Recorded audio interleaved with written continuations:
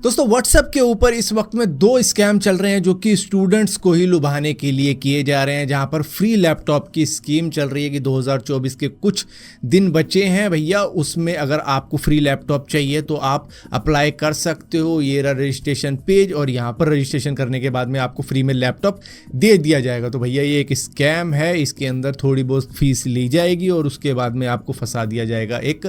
बड़े स्कैम के अंदर, जहाँ पर आप थोड़ा थोड़ा पैसा करके आप ज़्यादा देते चले जाओगे। और इसी के साथ साथ एक और स्कीम चल रही है जो है राष्ट्रीय विकास योजना, जहां पर स्टूडेंट्स को 1675 रुपए दिए जाएंगे। तो वहां का भी फैक्ट चेक किया है गवर्नमेंट की पीआईबी ने और उन्होंने ये बताया कि भैया ये भी फेक है, ये भी कोई हमारी तरफ से स्कीम नहीं चल रही है। तो ये दोनों ही जो भी व्हाट्सएप के ऊपर स्कैम किए जा रहे हैं, आपको इससे बच के रहना होगा क्योंकि गवर्नमेंट की कोई भी ऐसी स्कीम नहीं चल रही है। दोस्तों अमेज़न और फ्लिपकार्ट की सेल आने वाली है, आप सभी को मालूम होगा, लेकिन यहाँ पर सीसीआई ने एक चीज़ पाई है अपनी इन्वेस्टिगेशन के अंदर कि अमेज़न और फ्लिपकार्ट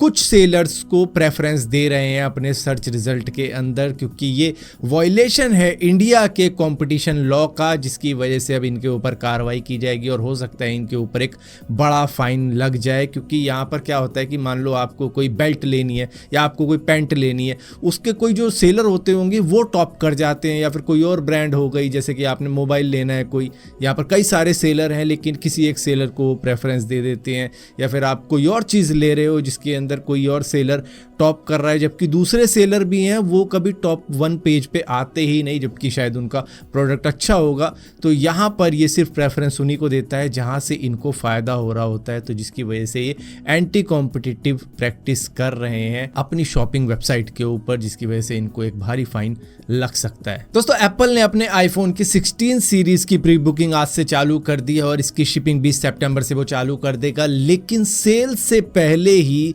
सैमसंग ने अपने गैलेक्सी S24 अल्ट्रा के प्राइस को 20,000 रुपये ड्रॉप कर दिया है। मतलब कि 1,30,000 रुपये में आने वाला फ़ोन अब उन्होंने 1,10,000 में कर दिया है, ताकि भैया और भी ज़्यादा वो ग्राहक अट्रैक्ट कर पाए कि भैया आईफोन क्या लोगे, मेरे को ले लो। लेकिन यहाँ पर आप कहोगे यार 1,10,000 तो अब भी ज़्यादा है, क्योंकि हो सकता है इनका S25 अल्ट्रा आ जाए अगले साल की शुरुआत में या इस साल के एंड में, तो कुछ भी हो सकता है। तो यहाँ पर एक्सपेक्ट ये कर रहे थे लोग कि यार करीबन 1,00,000 तो ले आते अपना प्राइस, तो हम सोचते क्योंकि भैया फिर आईफोन के लिए ज़्यादा प्राइस क्यों दे, चलो 1,00,000 में यही ले लेंगे क्योंकि अच्छा कैमरा है। लेकिन यहाँ पर इंस्टेंट कैशबैक भी मिल रहा है 8,000 रुपये का, और इसी के साथ साथ एक अपग्रेड बोनस भी है जो कि क्या है, सिर्फ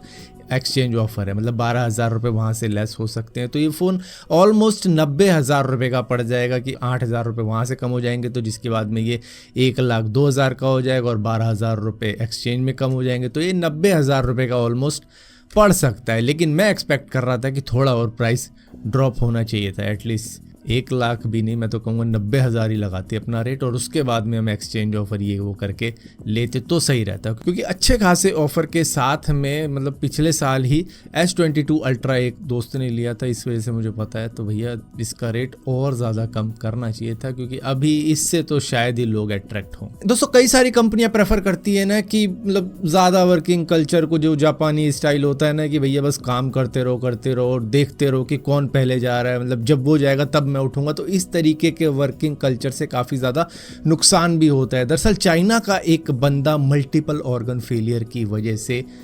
अपनी जान गंवा बैठा, क्योंकि वो 104 दिन से लगातार ऑफिस आ रहा था और सिर्फ एक दिन की छुट्टी ली थी उसने। इस 104 दिन के अंदर में भी कंपनी ने इतना फोर्स कर रखा था कि भाई आना है, क्योंकि वो खुद भी लीव नहीं देते होंगे, जिसकी वजह से सिर्फ एक दिन की ही लीव मिली, जो संडे मिलती है हमें, मतलब वो लीव तक नहीं मिलती थी उसको। तो वो लगातार काम करने की वजह से सिर्फ 30 साल की उम्र में ही चल बसा, जहाँ पर जब इन्वेस्टिगेशन हुई और कोर्ट की प्रोसीडिंग हुई तो कोर्ट ने पाया कि उसके मल्टीपल ऑर्गन फेलियर के अंदर 20% का रिस्पॉन्सिबल उसकी कंपनी भी है, जिसको अब उसको कंपनसेशन देना पड़ेगा 50 लाख रुपए का। लेकिन अब कंपनसेशन का क्या फायदा, वो तो खैर उसकी फैमिली को मिल जाएगा, चलो ठीक है, लेकिन जब बंदा ही नहीं रहा उसके जीते जी, अगर उसका मतलब 10% भी तुम उसको देते इतना काम करने पर,